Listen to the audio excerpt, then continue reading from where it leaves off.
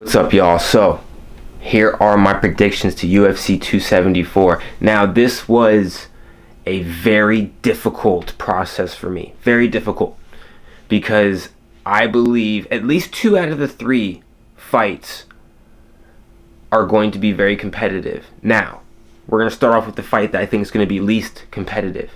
And that's going to be the Rose Namajunas versus Carla Esparza fight. Now, I don't want to count Carla Esparza out. She does have great wrestling, probably some of the best wrestling in her division, right? I mean, who would you consider to have better wrestling than Carla Esparza in the women's strawweight division? But she's going against the most versatile women fighter probably fighting right now, and that's Rose Namajunas. She is versatile. She can wrestle. She has jiu-jitsu. She can strike. She can do all 3 of those things with the best of them. She can strike with Joanna. She can grapple with probably, Carla Esparza. She has it all. We saw her knock out Wei Li. That is damn impressive. And so I think Carla Esparza has her hands full. I think Rose Namajunas is probably one of the most versatile fighters in the UFC right now.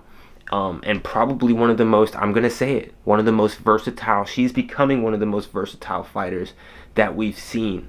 I'm going to start comparing her to Demetrius Johnson. I'm going to start comparing her to George St. Pierre. And I'm going to start comparing her to John Jones. Those are big comparisons, right? But that's how highly I'm starting to see Rose Namajunas improve. And so I've got her beating Carla Esparza. I'll say second round by TKO. Doug Rose. Next, we've got Michael Chandler versus Tony Ferguson. I've got Michael Chandler winning. Now, if you asked me this 5-6 years ago, I might have given you a different take. But I think Tony Ferguson is now out of his prime. And I think his chin is starting to chip away a bit.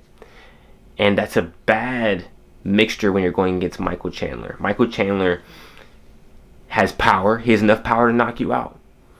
He has athleticism. He has wrestling. He's a bad matchup for Tony in general. Even if Tony was in his prime, I feel like Michael Chandler would be a bad matchup to begin with. Like I said, he has that power. He has the build. He can try to go for takedowns if necessary. And I don't think Tony has enough right now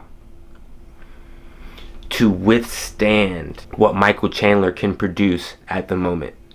And those are hard shots. Those are hard crosses and hooks. And I was watching the UFC countdown, people. And he admitted to not being as composed in his last fights. Michael Chandler, that is. And I believe we're going to see a much more composed Michael Chandler. And if we are, then that's going to be a problem for Tony. Because I believe Tony feeds off of chaos. He feeds off of people when they don't show composure. Because Tony likes to do wild, unexpected things. And we've seen Tony capitalize off of people losing their composure. He'll hit you with like a spinning elbow or some crazy roll and get you into a knee bar or something. Tony is a wild card. But like I said, Tony has lost a step. Now he's gone in retreat. And he's kind of been in this solitude in the last, I don't know how long. 4 months or whatever. And that might have benefited him. But at the same time, I really do believe that Tony is kind of out of his prime. Whether, he's mentally there or not. I think his body has lost a step. And when you're going against a man like Michael Chandler, you cannot lose a step. Because I don't think Michael Chandler is going to lose a step anytime soon. We are seeing the prime of Michael Chandler. And so, Michael Chandler, I've got him winning. Boy. I would say late first round. Yeah, it's a crazy guess, but late first round, Michael Chandler. I think he's going to hurt Tony. Tony he's just going to keep his head in areas that he shouldn't have it, and that's going to be his downfall. So Michael Chandler, first round, late. Now, we get to the hardest fight that, like, I couldn't figure out who was going to win this fight. Charles Oliveira or Justin Gaethje.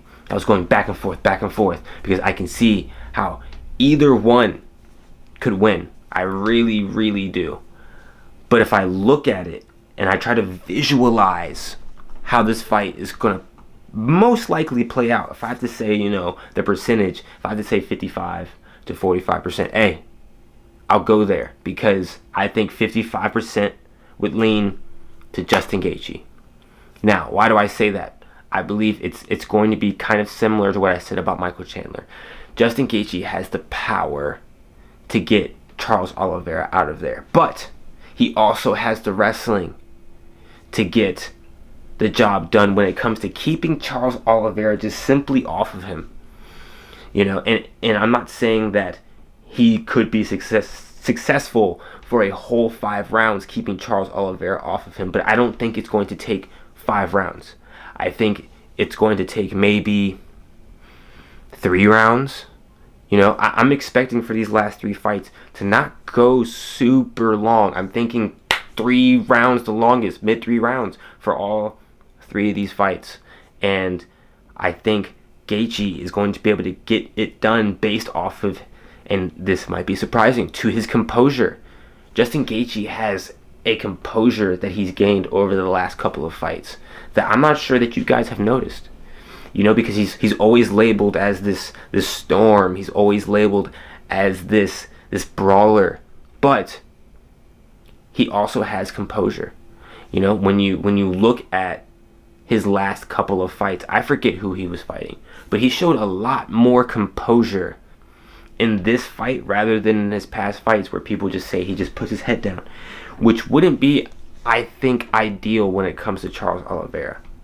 I think if you're going to pressure him intelligently, because you do need to pressure Charles Oliveira, or he's just going to poke at you with his long limbs. He's going to poke at you with that front kick and those crosses, and he's going to try to grab you with the tie clinch. He's a dangerous dude, and that's why I was going back and forth.